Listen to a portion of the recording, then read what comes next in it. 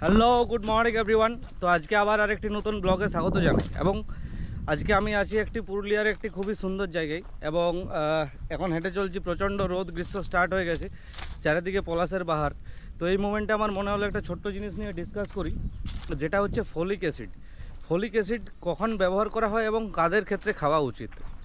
যখন কোনো মা বাচ্চা প্ল্যান করছেন এবং তখনও যদি কোনো ডাক্তারবাবুকে দেখাতে যান, তিনি দেখবেন প্রথমেই আপনাকে দিচ্ছে হচ্ছে ফলিক অ্যাসিড। এবং প্রেগনেন্সি আসার পরেও যখন আপনি ফার্স্ট ভিজিটে ডাক্তারবাবুর কাছে যাবেন, তখন তিনিও আপনাকে হচ্ছে কিন্তু ফলিক অ্যাসিড প্রেসক্রাইব করবেন। তো এই ফলিক অ্যাসিড হচ্ছে কী রোগ থেকে আমাকে রক্ষা করে, মা এবং বাচ্চাকে কী ব্যাপারে সেভ করে, সেটা আমি আজকে হচ্ছে ডিসকাশন করব। তো ফলিক অ্যাসিড যদি এই প্রথম 3 মাস ভালোভাবে মা খায়, তো হচ্ছে বাচ্চার নিউরাল টিউব ডিফেক্ট, অর্থাৎ স্পাইনে কোনো অসুবিধা, জন্মগত ত্রুটি এসব কিন্তু হয় না। এগুলোর থেকে কিন্তু অবশ্যই বাচ্চা রক্ষা পাবে।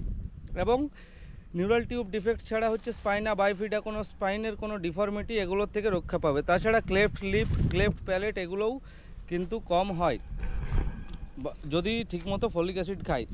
আর মা যদি ঠিকমতো, যখন কোনো মা হচ্ছে বাচ্চা নেওয়ার প্ল্যান করছেন, অর্থাৎ ভাবছেন যে এবার বাচ্চা নেব, তো বাচ্চা নেওয়ার প্ল্যান করার 1 মাস আগের থেকে হচ্ছে খাওয়া উচিত হচ্ছে ফলিক অ্যাসিড।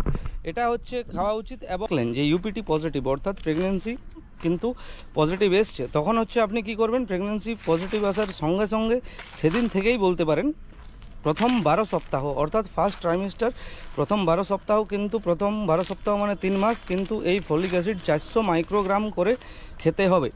এবার 400 মাইক্রোগ্রাম কথাটা আমি কেন বললাম, কিছু কিছু ক্ষেত্রে কিন্তু 400 মাইক্রোগ্রামের বেশি ফলিক অ্যাসিড খাওয়ার প্রয়োজন পড়ে। কোন কোন ক্ষেত্রে পড়ে, যেটা বলছিলাম, কাদের ক্ষেত্রে 400 মিলিগ্রামের বেশি হচ্ছে ফলিক অ্যাসিড খেতে হবে। তো যাদের, যেসব মায়েদের প্রিভিয়াস প্রেগনেন্সি হিস্ট্রিতে, অর্থাৎ আগেরবার যখন বাচ্চা হয়েছিল সেখানে নিউরাল টিউব ডিফেক্টের হিস্ট্রি আছে, অথবা বংশ পরম্পরায় কারো নিউরাল টিউব ডিফেক্টের হিস্ট্রি আছে, তো সেই ক্ষেত্রে বেশি খেতে হয়। কিন্তু অনেক ক্ষেত্রে আবার ডায়াবেটিক মা, অর্থাৎ যেসব মায়েদের সুগার বেশি ধরা পড়ে, তাদের ক্ষেত্রেও কিন্তু খেতে হয়।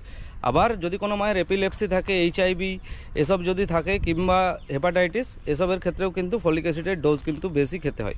তো অনেকের এই দুশ্চিন্তা, যেগুলো ওভার দ্য কাউন্টার তো ফলিক অ্যাসিড পাওয়া যায়, আপনি কিনে খেতেই পারেন, কিন্তু অনেকে ভাবে যে এই যদি বেশি করে খেয়ে নেওয়া যায় কি হবে। তো যেহেতু B9 একটা জলে দ্রাব্য ভিটামিন, এটা হচ্ছে ইউরিন দিয়ে পাস করে যাবে, অর্থাৎ টক্সিসিটি বডিতে কোনো বিরূপ প্রতিক্রিয়া দেখার চান্স খুবই কম। তো আপনাদের বলছি, এটা কিন্তু ফলিক অ্যাসিড কিন্তু খাওয়া একদমই মিস করবেন না। ফলিক অ্যাসিড কিন্তু